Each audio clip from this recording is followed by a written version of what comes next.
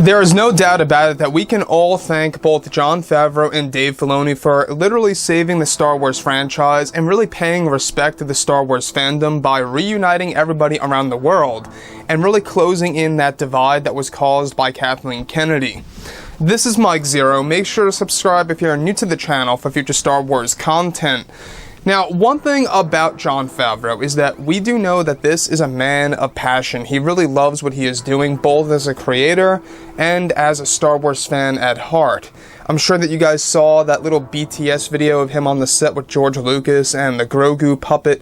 You could just see the passion in Jon Favreau's face there. He's just so happy to be on set. He loves working with the cast and the crew, and that's the type of creator that you need taking care of an expansive universe just as this one. So everything that happened in The Mandalorian Season 2's finale, that was a defining moment in Star Wars without a doubt. I mean, this was a historic moment in the franchise that we all got to witness before our very own eyes. You know, it was probably the biggest moment that involved Luke Skywalker in the past 30-some years. Obviously, nothing really counted in the sequel trilogy. Nothing even hit close to what we got in The Mandalorian Season 2's finale than what we got in the actual sequel trilogy with Luke. That's a fact. So, with that being said, of course, what's really intriguing all has to do with Jon Favreau and his stance on the character of Luke Skywalker and big plans that are currently in the works for the future of the Star Wars universe and more. Now, specifically on top of all of this, Jon Favreau actually has been working very hard to make things right within the Star Wars fandom and the entire franchise to ensure that it can thrive and succeed for the years to come. It's described, however, that in a recent interview, Jon Favreau went on to explain more to do with the character of Luke Skywalker. Jon Favreau went on to unveil that he and his partner Dave Filoni plan to base Luke Skywalker in their universe on how Luke was used in Star Wars Legends almost accurately. Favreau went on to unveil also that they plan to create a far different version of Luke than how he was used in the sequel trilogy movies and his stories coming in and out of their projects that have to do with his road to becoming a Jedi Master and more.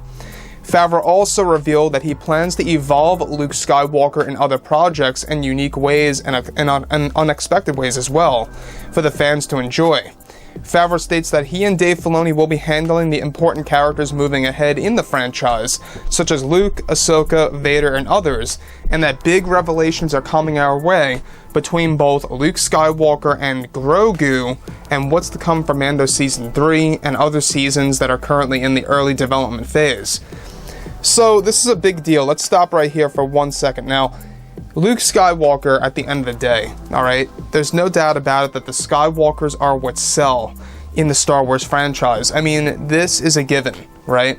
It's exactly why they wanted to go back to this, is because they know that Luke is so very important. They knew that the fans were wondering, is Luke out there? You know, where is he right now? Because we know he's alive. A lot of people were wondering that when Mando Season 1, Episode 1 dropped. Everybody was like, is Luke Skywalker out there, you know, out and about, doing his thing? Of course he was. But in Season 1, we didn't even get any kind of hint of that. So thankfully, Season 2, you know, they progressively gave us a little bit of an idea, starting off mostly with Chapter 13, The Jedi.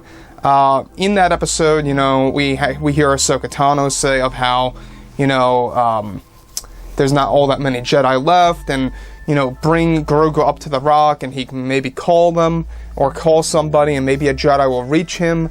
All these little hints here and there gave the fans some kind of preparation of what was to come in the season finale and or a later episode of what we thought at the time. And that really was a big deal for fans. I think that Jon Favreau did an excellent job with the build-up. I think he did an excellent job with the titling of episodes. You know, who would have thought that Chapter 16, The Rescue, would have had to do with literally Luke saving the franchise. That's how I view the title of that episode, The Rescue. I don't necessarily just view it as Luke saving Grogu. I actually view it as Luke saving the franchise. That's how I view it, personally. And they did an excellent job, I must say. They're working on Season 3 right now, as well as the Book of Boba Fett back-to-back, as well as Season 4 of Mando.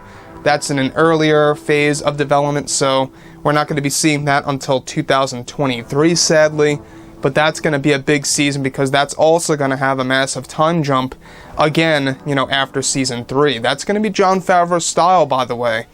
Each and every season is going to have a big time jump in between to progress these characters.